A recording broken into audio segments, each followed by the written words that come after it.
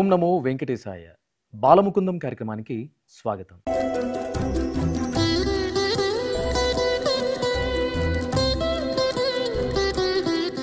మన దేశ సంపదల్లో గొప్పదేదైనా ఉందంటే అది మన సంస్కృతి. ఆ సంస్కృతిని చిన్నారి కళ్ళల్లో, మాటల్లో, నడకలో చూసే అపూర్వమైన వేదిక. ప్రతి చిన్నారి భక్తిని తమ కళ్ళల్లో వ్యక్తపరిచేందుకు సిద్ధంగా ఉన్నారు. ఇదొక ఆధ్యాత్మిక కార్యక్రమం. ఇదే మా బాలముకుందం కార్యక్రమం.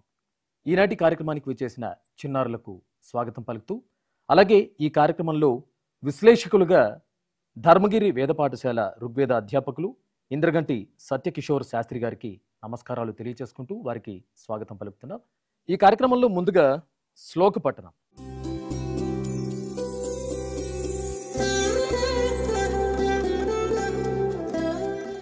శబ్దం శక్తి, శ్లోకం బ్రహ్మం.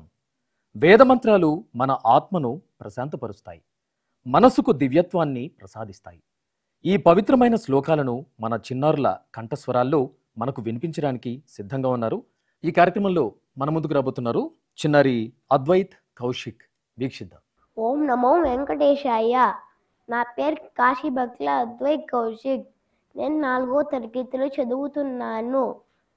నేను ఈరోజు భగవద్గీతలోని కర్మ సన్యాస యోగం సంబంధించిన శ్లోకాలు చెప్పబోతున్నాను. ఓం శ్రీ పరమాత్మనే నమః. అథ పంచమోధ్యాయః కర్మ సన్యాస యోగః. అర్జున ఉవాచ సన్యాసం కర్మణాం కృష్ణ పునఃయోగం శంససి యచ్ఛ్రేయ ఏతయోరేకం తన్మే బ్రూహి సునిశ్చితం. శ్రీ భగవాన్ ఉవాచ సన్యాసః కర్మయోగశ్చ నిశ్రేయసకరా ఉభౌ తయోః కర్మ సన్యాసాద్ కర్మయోగో విశిష్యతే. జ్ఞేయః స నిత్య సన్యాసీ యో న ద్వేష్టి న కాంక్షతి. నిర్ద్వంద్వో హి మహాబాహో సుఖం బంధాత్ ప్రముచ్యతే. సాంఖ్యయోగో పృథక్ బాలాః ప్రవదంతే న పండితాః. ఏకం అప్యాస్థితః సమ్యక్ ఉభయోర్విందతే ఫలం.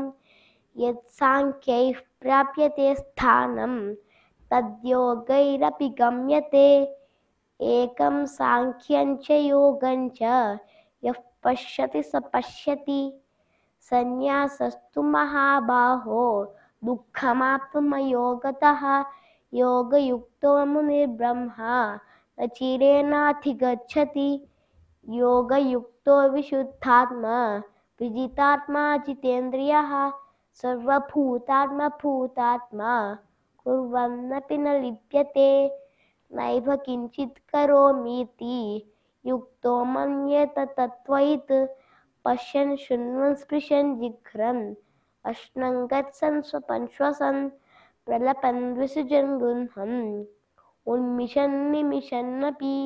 ఇంద్రియాణీంద్రియార్థేషు వర్తంత ఇతి ధారయన్. బ్రహ్మణ్యాధాయ కర్మాణి సంగం త్యక్త్వా కరోతి యః లిప్యతేన స పాపేన పద్మపత్ర ఇవాంబశా. కాయేన మనసా బుద్ధ్యా కేవలైరింద్రియైరపి యోగినః కర్మ కుర్వంతి సంగం త్యక్త్వాత్మశుద్ధయే. యుక్తః కర్మఫలం త్యక్త్వా శాంతిమాప్నోతి నైష్ఠికీం. అయుక్తః కామకారేణ ఫలే సక్తో నిబధ్యతే.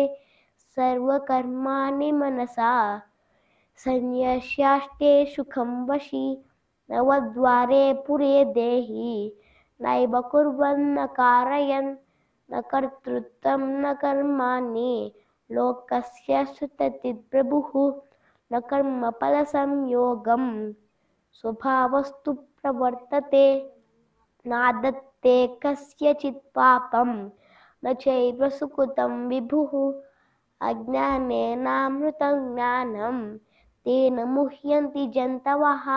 జ్ఞానేన తు తదజ్ఞానం येषां नाशितमात्मनः तेषामादित्यवज्ञानं प्रकाशयति तत्परं तद्बुद्धयस्तदात्मानः तन्निष्ठास्तत्परायणाः गच्छन्त्य पुनरावृत्तिं ज्ञाननिर्धूतकल्मषाः विद्याविनयसम्पन्ने ब्राह्मणे गविहस्तिनि सुनिचैव श्वपाके च पंडिता समदर्शिनः यहैव तेजितः सर्गः येषां साम्ये स्थितं मनः निर्दोषं हि समं ब्रह्म तस्मात् ब्रह्मनित्ये स्थितः न प्रहृष्येत् प्रियं प्राप्य नोद्विजेत् प्राप्य चाप्रियं स्थिरबुद्धिरसम्मूढः ब्रह्मविद् ब्रह्मणे स्थितः बाह्यस्पर्शेष्वसक्तात्मा विन्द्यत्यात्मनि यत्सुखं स ब्रह्मयोगयुक्तात्मा सुखमक्षयमश्नुते हे हि संस्पर्शजा भोगाः दुःखयोनय एव ते आद्यन्तवन्तः कौन्तेय न तेषु रमते बुधः शक्नोति हैव यः सोढुं प्राक्शरीरविमोक्षणात् कामक्रोधोद्भवं वेगं स युक्तः स सुखी नरः योऽन्तः सुखोऽन्तरारामः तथान्तर्ज्योतिरेव यः स योगी ब्रह्मनिर्वाणं वर्तते विदितात्मनां स्पर्शान् कृत्वा बहिर्बाह्यान् चक्षुश्चैवान्तरे भ्रुवोः प्राणापानौ समौ कृत्वा नासाभ्यन्तरचारिणौ यतेन्द्रियमनोबुद्धिः मुनिर्मोक्षपरायणाः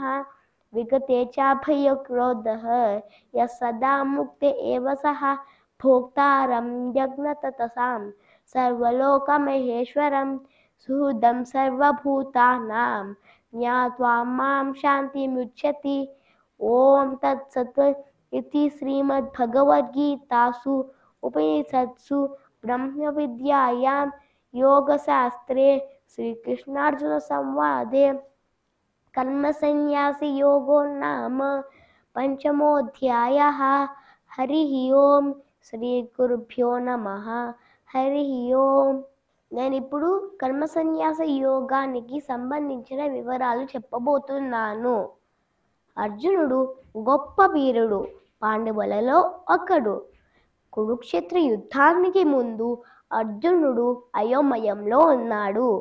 అప్పుడు అర్జునుడు శ్రీకృష్ణుడితో ఇలా అన్నాడు, ఓ కృష్ణ, నేను మా బంధువులతో ఎలా యుద్ధం చేయాలి అని తన బాధను విలపించుకున్నాడు। అప్పుడు శ్రీకృష్ణుడు అర్జునుడితో ఇలా అన్నాడు, ఓ అర్జున, నీ బాధ నిజమే, కానీ నీ పని ధర్మంగా యుద్ధం చేయటమే।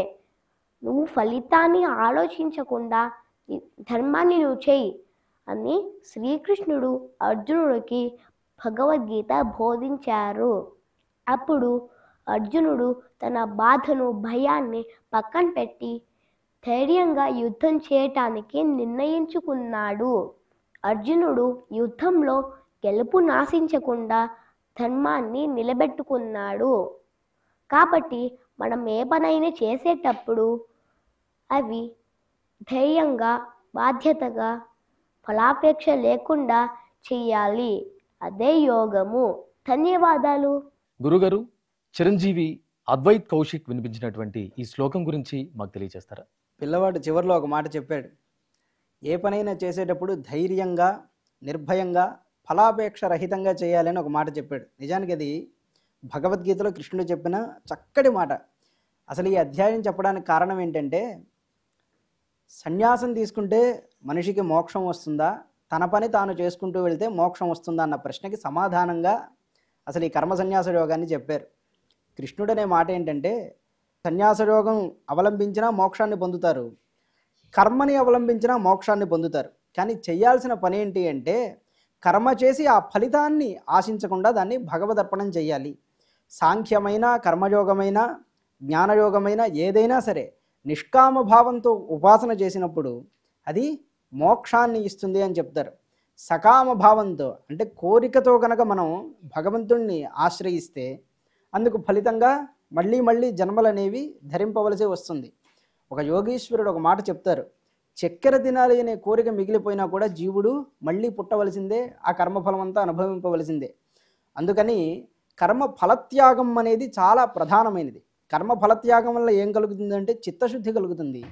ఆ చిత్తశుద్ధి వల్ల మనలో సంకల్పాలు లేనటువంటి నిర్వికల్పమైనటువంటి స్థితి వస్తుంది. ఆ స్థితి ద్వారా మోక్షం అనేది సంప్రాప్తమవుతుంది. అదొక్కటేనా అంటే కృష్ణుడు ఇంకో మాట అంటాడు, అసలు ఎవ్వడు కూడా ఏ పని చేయకుండా ఈ ప్రపంచంలో అలాగే ఉంటున్నారా? అలా సాధ్యమవుతుందా? నేనే పని చేయనని కూర్చుంటే మనిషి ఆలోచన చేస్తున్నాడు కదా. కర్మ అనేది 3 రకాలుగా ఉంటుంది. మనసా వాచా కర్మణ కదా. మనసా వాచా కర్మణ ఏదో ఒక ప్రవృత్తి నడుస్తూనే ఉంటుంది జీవుని యందు. అలాంటప్పుడు ఏమీ చేయకుండా ఎలా ఉండడం అంటే ఉన్నదాన్నంతా కూడా భగవదర్పణం గావించడమే అసలు ముఖ్యమైనటువంటి స్థితి. ఆ విషయాన్నే ఈ కర్మ సన్యాస యోగంలో కృష్ణ పరమాత్ముడు చాలా చక్కగా చెప్పాడు. ఆ స్వామివారు ఏది అనుగ్రహం చేశారో ఆ విషయాలన్నీ పిల్లవాడు కూడా తనకి తగినట్టుగా ఈ వేదిక మీద అందించాడు పిల్లవాడు. భగవద్గీత చెప్పేటువంటి ఏ పిల్లవాళ్ళకైనా సరే నేను చెప్పేది ఒకటే, ఇది ఈ వేదిక మీద అంతరించిపోకుండా అలా రోజుకు కొంచెంగా భగవద్గీతను కనుక నేర్చుకుంటే పెద్దయిన తర్వాత అసలు ఇందులో ఉన్న గొప్పతనం ఏంటనేది అప్పుడు మీకు చాలా చక్కగా తెలుస్తుంది. ఏమ్మా, ఖచ్చితంగా రోజు నువ్వేం చేయాలి, కొంచెంగా భగవద్గీతలోని శ్లోకాలన్నీ నేర్చుకుంటూ ఉండాలి. సరేనా? ఎప్పుడైనా మళ్ళీ మనం ఎదురుపడిన రోజు ఆ రోజు ఖచ్చితంగా నేను అడుగుతాను ఏం నేర్చుకున్నాను అని. అప్పటికి చెప్పేలాగా మంచిగా ఉండాలని ఆశిస్తున్నాను. పిల్లవాడికి స్వామివారి ఆశీస్సులు కలుగ్గాక. కార్యక్రమంలో ఇప్పుడు 2వ అంశం ఏకపాత్రాభినయం.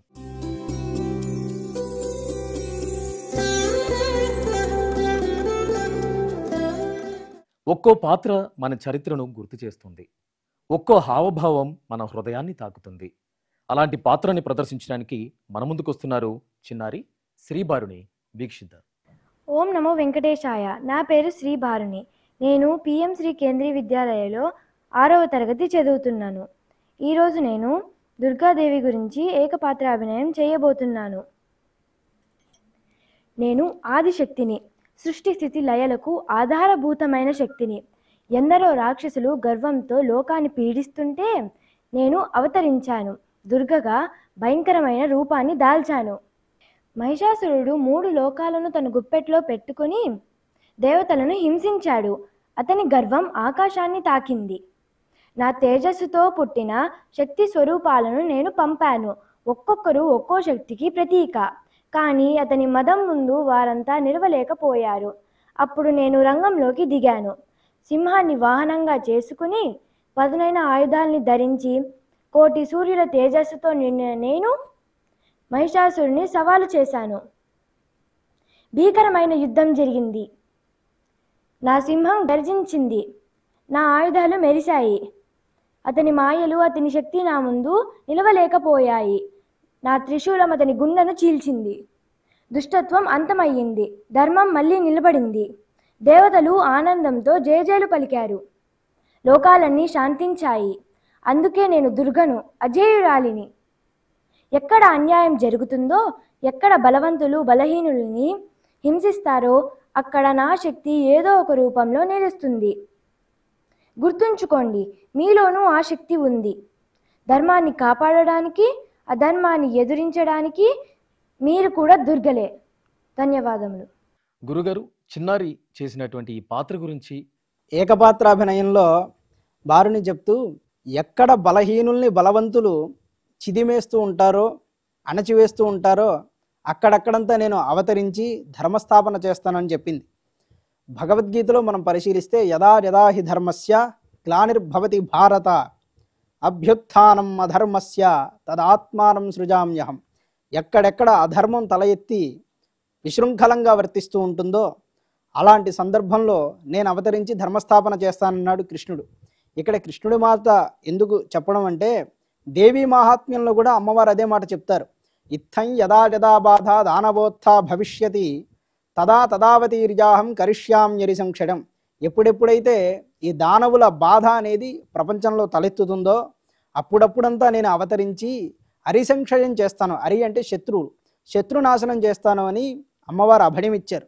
అందులో దుర్గాదేవి అనేది చాలా గొప్ప అవతారం. అమ్మవారి అవతారాల్లో మహాకాళి, మహాలక్ష్మి, మహాసరస్వతి అనే పేర్లు మనం వినే ఉంటాం.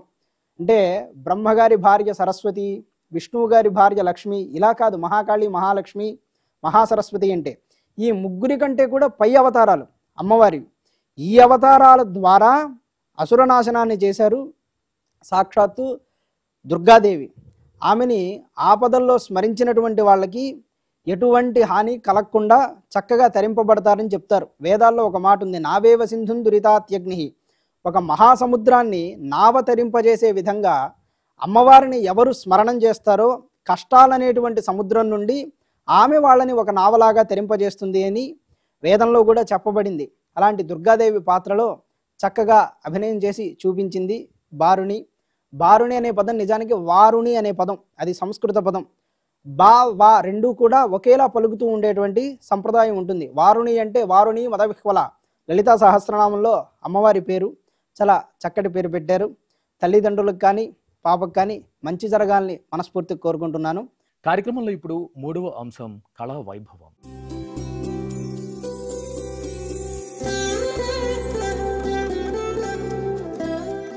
భక్తితో నిండిన పాటలు, లయతో కూడిన నృత్యాలు, రంగులతో రంజించిన చిత్రలేఖనాలు, ఇవన్నీ భగవంతునికి సమర్పితమైన కళాపుష్పాలు.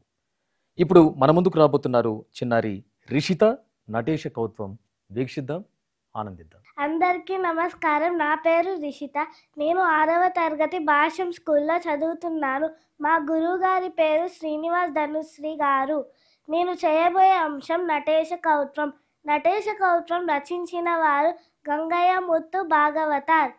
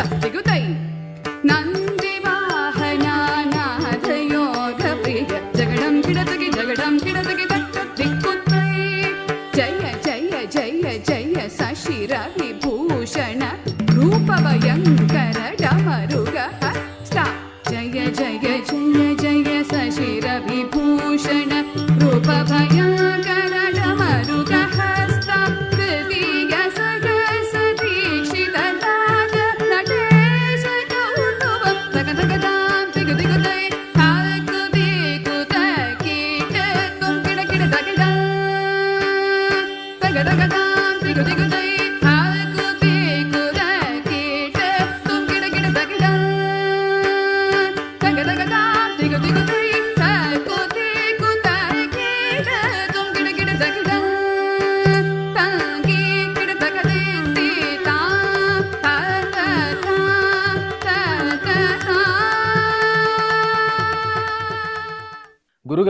చిన్నారి రిషిత చేసినటువంటి ఈ నాట్యం గురించి మీ ద్వారా మాకు తెలియజేస్తారా? ఈ ప్రపంచమంతా శివశక్తుల సమ్మేళనం అని చెప్తారు. ఎందుకంటే కాళిదాసు మహాకవి కూడా మొట్టమొదట తన రఘువంశాన్ని రచించేటప్పుడు పార్వతీ పరమేశ్వరులకే నమస్కరించాడు. ఈయనది తాండవం కదా, నటేశ కౌత్వం అనేటువంటి కీర్తనకి చిన్నారి చక్కగా భరతనాట్యాన్ని ప్రదర్శించి చూపించింది. స్వామి యొక్క నాట్యం చేసేటప్పుడు విష్ణుమూర్తిడే స్వయంగా మృదంగాన్ని వాయిస్తూ ఉంటారట. బ్రహ్మాది దేవతలు సైతం ఆయన తాండవాన్ని ఆనందంగా చూస్తూ ఉంటారు. ఎందుకు అంత గొప్ప విశేషం ఉన్నది ఈ తాండవంలో అంటే, ఈ సృష్టిలో ఉండేటువంటి అణువుల యొక్క కలయికనంతా కూడా, అనగా అణువులు కలవడం విడిపోవడం అనే దాన్నంతా కూడా పరమేశ్వరుడు తన తాండవ విన్యాసంలో చూపిస్తూ ఉంటాడు. అంత అద్భుతమైనటువంటి పరమేశ్వరుడి యొక్క కీర్తనని చక్కగా ఆ కీర్తనకి నాట్యాన్ని ప్రదర్శించి చూపించింది. పాపకు స్వామి యొక్క ఆశీస్సులు ఉండాలని మనస్ఫూర్తిగా కోరుకుంటున్నాను. కార్యక్రమంలో ఇప్పుడు 4వ అంశం సంప్రదాయ వస్త్రధారణ.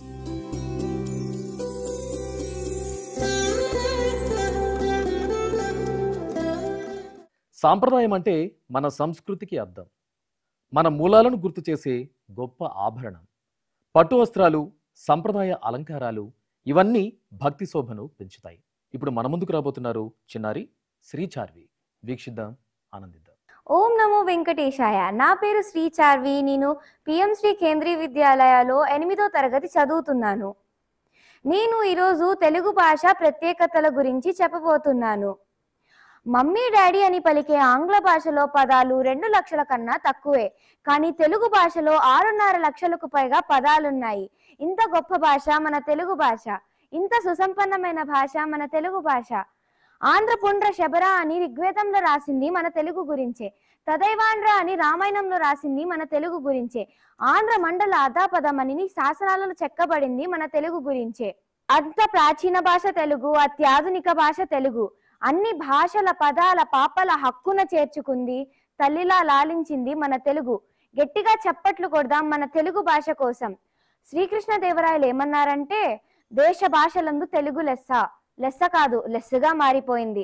ఒకప్పుడు డైనోసార్లు అనే జంతువులు ఉండి అంతరించిపోయాయని చెప్పే పరిస్థితిలా తెలుగు భాష ఒకటి ఉంది అని చెప్పే దుస్థితి వస్తుందేమో అని భయం వేస్తుంది. తెలుగు భాష అంతరించిపోతుందేమో అని దిగులేస్తుంది. కానీ ఇలా మీ అందరినీ చూస్తుంటే ముచ్చటేస్తుంది. తెలుగుదన ముట్టి పడేలా మీ వస్త్రధారణ ఆనందాన్ని కలిగిస్తుంది. తెలుగు భాషకి ప్రాణం పోసినట్లుంది. తెలుగులో మీరు చెప్పే పదాలు, చేసే నృత్యాలు చూస్తుంటే ఆనందాన్ని కలిగిస్తుంది. భవిష్యత్తుకు భరోసా వస్తుంది. అమ్మ అనే పిలుపులోని తీయదనం తెలుగు, నాన్న అనే పదపు ఆక్రందన తెలుగు, ఆడపిల్లల మువ్వల శబ్దం తెలుగు, స్త్రీ ఒక పైట చెంగు అలంకారణ తెలుగు, మగవాడి పంచకట్టు విలువ తెలుగు, పచ్చని పసిడి స్వచ్ఛమైన గాలి తెలుగు. ఇదంతా రేపటి తరానికి అవ్వాలి వెలుగు. పరభాష జ్ఞానాన్ని సంపాదించు, కానీ నీ భాషలో నువ్వు సంభాషించు. తెలుగును బ్రతికించు, దయచేసి తెలుగును బ్రతికించు. ధన్యవాదములు. గురుగారు, శ్రీచార్వి వస్త్రధారణ గురించి మాకు తెలియజేస్తారా? శ్రీచార్వి ఇంతసేపు మనకి తెలుగు భాష యొక్క ఔన్నత్యాన్ని తెలిపింది. నిజానికి చార్వి అంటే సంస్కృతంలో చారు అనే పదానికి వికృతి. అది లలితా సహస్రనామంలో చారు రూప, చారుహాస, చారు చంద్రకళాధర అనేటువంటి నామాలు ఉంటాయి. చారు రూప అంటే అందమైన రూపం కలది, ఇలాంటి అర్థం అనమాట. అందమైనది, కోమలమైనది, ఇలాంటి అర్థాలు వస్తాయి. ఆ పదానికి వికృతిగా చార్వి అనేటువంటి పదం వచ్చింది, శ్రీచార్వి. మొత్తానికి చిన్నారి తెలుగు భాష యొక్క గొప్పతనం గురించి చెప్పింది. అప్పయ్య దీక్షితులు గారు అంటారు, ఆంధ్రత్వం ఆంధ్ర భాషాచ నాల్పస్య తపసఫలం అన్నారు. నాయన, ఒక ఆంధ్రుడిగా పుట్టడం కానీ, ఆంధ్ర భాష నేర్చుకోవడం కానీ సామాన్యమైన తపస్సు వల్ల వచ్చే ఫలితం కాదు అన్నారు. ఆ మాట ఎందుకన్నారో పోతన గారి భాగవతం చదివితే తెలుస్తుంది, మహాభారతం చదివితే తెలుస్తుంది, రామాయణ కల్పవృక్షం లాంటి పద్యాలు చదివితే తెలుస్తుంది, 1000 పడగల లాంటి గొప్ప సాహిత్యాలు చదివితే తెలుస్తుంది ఆంధ్రత్వం అనేది ఎంత గొప్పదో. అంతే తప్ప తెలుగును విస్మరించి తెలుగుకు తెగులు పట్టేలా ప్రవర్తించేటువంటి వాళ్ళకి తెలుగుదనంలోని గొప్పతనం అనేది అర్థం కాదు. వేమన పద్యాలు చాలా సహజంగా నేర్చుకున్నా కూడా అతడు చాలా లోకనీతిని నేర్చుకున్నవాడు అవుతాడు. అంత గొప్ప తెలుగు భాష గురించి చిన్నారి చాలా చక్కగా వర్ణించి చెప్పింది. పరమేశ్వరుడి యొక్క ఆశీస్సులు సతతం తనకు ఉండాలని కోరుకుంటున్నాను. నమో వెంకటేశాయ. గురుగారు, ఈనాటి కార్యక్రమంలో మీ ద్వారా ఒక మంచి మాట. ఈనాటి మంచి మాటలో అనవసరమైన వాదాల జోలికి పోవద్దు అని చెప్పడం కోసం ఒక శ్లోకాన్ని ఉదాహరణగా చెప్తున్నాను. అజ్ఞ సుఖమారాధ్య సుఖతరం ఆరాధ్యతే విశేషజ్ఞ జ్ఞాన లవ దుర్విదగ్ధం బ్రహ్మాపి నరం నరంజడితి. వీరు మీ స్నేహితులతో మాట్లాడేటప్పుడైనా సరే ఏమీ తెలియని వాడికి చెప్పాలని ప్రయత్నం చేయొచ్చు, కొంచెం తెలిసిన వాడికి ఇంకా బాగా చెప్పచ్చు. కానీ తెలిసి తెలియకుండా ఉండి అంతా తనకే తెలుసు అనుకునేవాడికి మీరు ఎంత చెప్పినా కూడా అది వినడు అని గుర్తుపెట్టుకోవాలి. అలాంటి వాడిని బ్రహ్మ కూడా రంజింపజేయలేడంటారు. ఒక రాయి మీద పువ్వులతో చేసిన బాణం వేస్తే అది ఎలా నిష్ప్రయోజనం అయిపోతుందో, మూర్ఖుడికి మనం ఏదైనా మంచి మాట చెప్తే అదంతా నిష్ఫలంగా ఉంటుంది. కనుక వాదాల జోలికి పోకుండా సంయమనంగా ఉంటే జీవితంలో ముందుకెళ్తాం. ఇది ఈ భాగంలో నేను చెప్పేటువంటి మంచి మాట. వీక్షించారుగా ఈనాటి బాలముకుందం కార్యక్రమంలో చిన్నారులు మనల్ని ఎంతగానో అలరించారు. తర్వాయి భాగంలో మళ్ళీ మీ ముందుకు వస్తుంది బాలముకుందం కార్యక్రమం. అంతవరకు సెలవు. నమస్కారం. ఓం నమో వెంకటేశాయ.